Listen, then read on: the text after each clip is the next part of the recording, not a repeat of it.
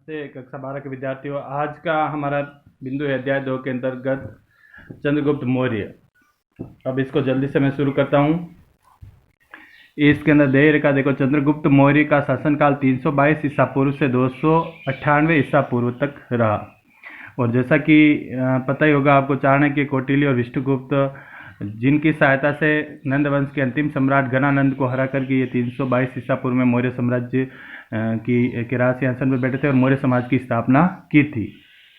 इनके संबंध में दो प्रमुख कथन हमेशा आएंगे, किताब में भी है या नहीं, लेकिन ये बहुत ही ज़्यादा महत्वपूर्ण है कि प्लूटार्क ने कहा था कि चंद्रगुप्त मौर्य ने 6 लाख की सेना लेकर के संपूर्ण भारत को रोन डाला या अधिकार कर लिया। और इसी के संबंध में जस्टिन ने कहा था कि चंद्रगुप्त की जो सेना है वो डाकुओं का झुंड है।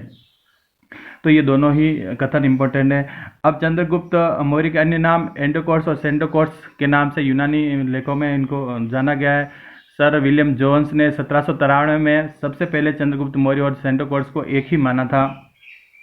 अब इनका साम्राज्य का फैलाव देखो, उत्तर पश्चिम में ईरान की सीमा से उत्तरी कर्नाटका तक, उधर पूर्व में मगध से लेकर के पश्चिम सौराष्ट्र तक, जैसा कि इस मैप के अंदर दे रखा देखो, इधर यहाँ पे पाकिस्तान, अफगानिस्तान और फिर इधर ईरान होता। तो यहाँ ईरान से लेकर के इधर मगध तक इनका साम्राज्य था, मगध से इधर सौराष्ट्र तक और इधर मैसूर कर्नाटका तक। इस तरह से इनका साम्राज्य फैला हुआ था। अब 305 ईसा पूर्व में एक युद्ध हुआ था सेल्यूकस और चंद्रगुप्त मौर्य के बीच में, वो भी ज़्यादा महत्वपूर्ण है।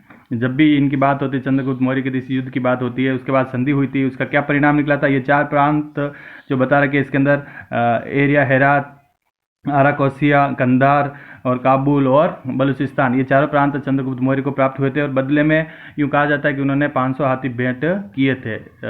ये बात सही है या गलत, लेकिन ऐसा लिखा हुआ है कि 500 हाथी भी उन्होंने भेंट किए थे। और सेल्यूकस ने अपनी पुत्री हेलेना का विवाह चंद्रगुप्त मौर्य से किया था। इस प्रकार से हम कह सकते हैं कि चंद्रगुप्त मौर्य की ही विजय रही होगी। अब मेगास्थनीज एक दूत को भी भेजा था, जिसने आपको बताया तो इंडिका नामक पुस्तक लिखी थी, और उस इंडिका के अंदर काफ़ी मौर्य साम्राज्य के बारे में काफ़ी जानकारी है। अब यहाँ पे विशेष रूप में ये भी पढ़ सकते हैं कि चंद्रगुप्त की जो दक्षिण विजय है उसकी जानकारी तमिल ग्रंथ, 2 ग्रंथ है, अनामूर और मुर्नानुरु, ये दोनों बहुत ही इंपॉर्टेंट ग्रंथ है। इनके अंदर मौर्य साम्राज्य की जानकारी, चंद्रगुप्त मौर्य की जानकारी और अशोक के अभिलेखों में तो जानकारी मिलती है। उनका अंतिम समय है वो जैन मुनि भद्रभाव की दीक्षा लेकर के कर्नाटक के श्रवणबेलगोला, मैसूर के अंदर चले गए। वहाँ पर संतारा द्वारा, उपवास द्वारा, जो कि जैन धर्म के अंदर एक विधि मानी जाती है प्राण त्याग की, उस विधि द्वारा उन्होंने प्राण त्याग दिए और इस प्रकार 298 ईस्वी में उनकी मृत्यु हो गई। तो ये पूरा उनके बारे में, वो एक कुशल योद्धा थे, सेना नायक थे। ये उनके चरित्र का मूल्यांकन तो हम लिख सकते हैं। बाकी और कंटेंट जो भेजा जाएगा उससे आप देख लेना। बहुत बहुत धन्यवाद।